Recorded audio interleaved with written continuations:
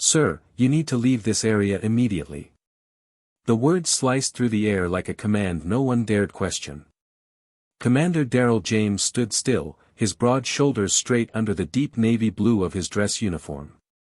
His chest gleamed with medals earned over 25 years, yet the two security guards saw none of it. All they saw was a black man, standing too proud, in the wrong place. Parents and cadets at the prestigious Annapolis Naval Academy turned to stare. Whispers rolled through the grand hall like waves. But Darrell didn't budge. His jaw clenched.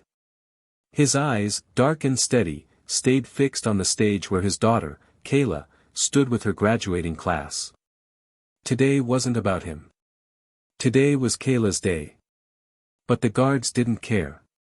"You don't look like you belong here, sir," one guard sneered, hand drifting toward his radio. What Darrell said next made the crowd freeze. "You should find out who you're speaking to, before this gets worse." But what happened next, no one saw coming. The taller guard narrowed his eyes. "That a threat?" he snapped, stepping closer. Darrell didn't flinch. His hand hovered near the small silver pin on his chest, the pin that marked him as a Navy commander. But he didn't lift it yet. Not yet. Across the auditorium, Kayla's eyes widened as she spotted her father. Her proud smile faltered as the guards boxed him in. The murmurs in the crowd grew louder. Some whispered in disbelief. Others, in approval. "Figures," a man in a crisp suit muttered behind Darrell. "Letting anyone in these days." The words stung more than the guard's presence. But Darrell stayed silent. For now. Then came the sound that changed everything, the sharp, unmistakable click of heels against polished floors. 3 women in navy dress whites cut through the crowd, eyes sharp, expressions unreadable. They weren't just spectators. They were high-ranking officers. And they were walking straight toward the commotion. The guards had no clue who was about to intervene. "Is there a problem here, gentlemen?" The voice was calm, but it carried the quiet authority of someone used to command. The tallest of the 3 female officers stepped forward, her silver insignia gleaming under the lights. The guards straightened, suddenly stiff, but their arrogance didn't waver. "Just handling an unauthorized guest, ma'am," one replied. The officer's sharp gaze flicked to Darrell, then down to the ribbons and badges on his uniform. Her brow arched. "Unauthorized?" Her voice tightened with quiet amusement. "Do you even know who this is?" The shorter guard hesitated, scanning Darrell's chest, the Navy commander insignia, the combat service ribbons, the scar from an old injury peeking above his collar. But it was too late for second thoughts. Behind them, the doors to the stage clicked open. The crowd hushed as the dean of the academy, flanked by faculty, stepped out. His eyes locked onto the scene, his face unreadable. And then Kayla spoke. Her voice cut through the tension like a blade. "That unauthorized guest. He's my father."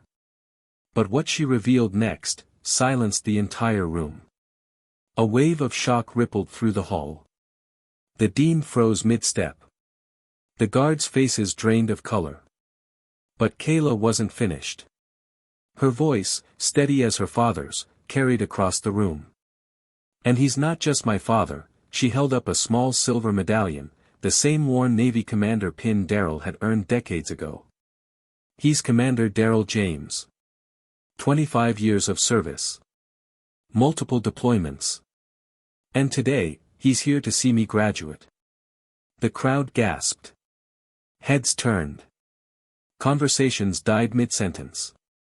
The 3 female officers exchanged a glance, stepping protectively beside Darrell, their presence saying what words didn't need to.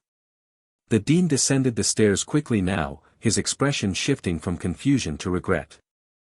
The taller guard opened his mouth, but the officer beside Darrell cut him off with a look that could shatter glass. "Touch him again, and you'll be finding work outside this academy." The guard shrank back. But Darrell wasn't done making his presence known. Darrell didn't speak right away. He reached into his pocket, pulling out a small, fractured object, a Navy commendation pin, its edges chipped, its surface worn from years of service, and one painful memory. The last time someone questioned if he belonged, this pin had been ripped from his uniform. That was years ago. But some things never changed. Or maybe, they just hadn't changed yet. He gently clipped the broken pin onto his chest, the gesture quiet, but powerful. The Dean stepped forward, apology soft but sincere. "Commander James, you and your family are welcome here. I'm deeply sorry." Daryl's gaze never left Kayla. He didn't need applause. Didn't need validation. Kayla saluted him first. A single, perfect gesture of pride. The audience rose, not because they were told, but because they understood. As the ceremony began, Daryl sat front and center. The guards were gone. His fractured pin caught the light. And for the first time in a long time, they finally saw him. Commander Daryl James showed us that dignity doesn't come from permission, it comes from presence. In a world where uniforms, medals, and years of service can still be ignored because of skin color, quiet strength speaks the loudest. His courage, and Kayla's pride, remind us that respect isn't granted. It's earned, and sometimes, demanded. If this racist story moved you, subscribe for more, and share your thoughts in the comments below.